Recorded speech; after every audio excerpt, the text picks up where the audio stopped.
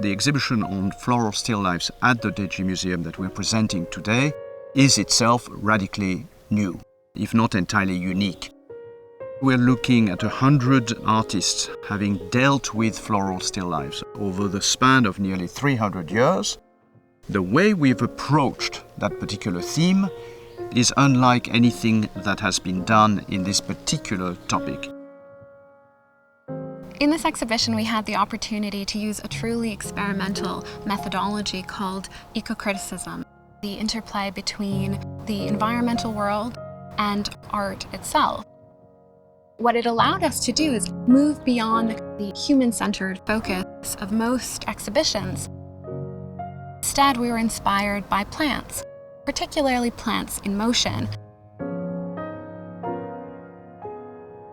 What Monet did to gardening was completely revolutionary. Gardening became a truly vital condition for him to be an artist.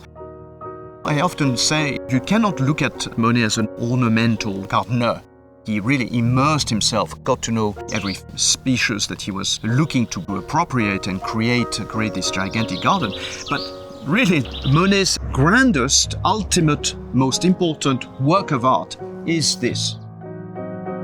He created a work of art in order to recreate it just a few yards away in his own atelier, producing some of the greatest works of art of the 20th century.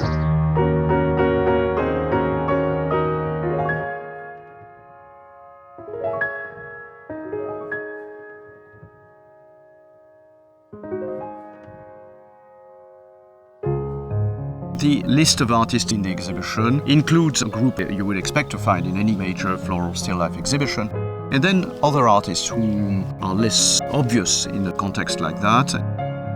So, the 19th century, we have Monet, Pissarro, Cézanne, Manet, and of course, with the context within which we are here, it makes total sense to enter into this vision of vegetation surrounding us completely.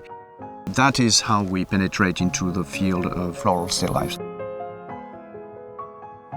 In the 20th century, we find people like Picasso, Matisse, George O'Keeffe, Mondrian, an unusual artist in this context, but then of course people such as Wu Dayu, Pan Yuliang, and then leading into the 21st century, Andy Warhol, who influences artists such as Jeff Koons, Damien Hirst, Kusama, and others who are still activating their thought and research process around the flowers. The concept of cross-pollination was a really important thematic, one that runs through the entirety of the exhibition.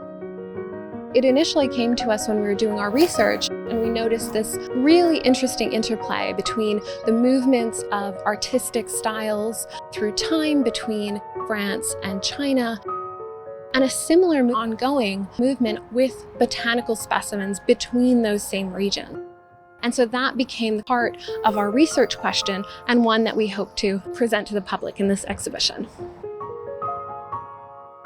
The selection of Chinese artists is an extremely important aspect of the exhibition. What those artists did was to come to Europe, mostly France, get their own practice, get their own techniques, and then disseminate the lessons they had learned from the West. But it's not just a matter of learning a message somewhere in the West and transmitting this message undiluted in the East. Absolutely not. What is very important here is the dynamic of the Chinese psyche of these artists is always predominant. That transformative and enriching process is one that I find deeply fascinating.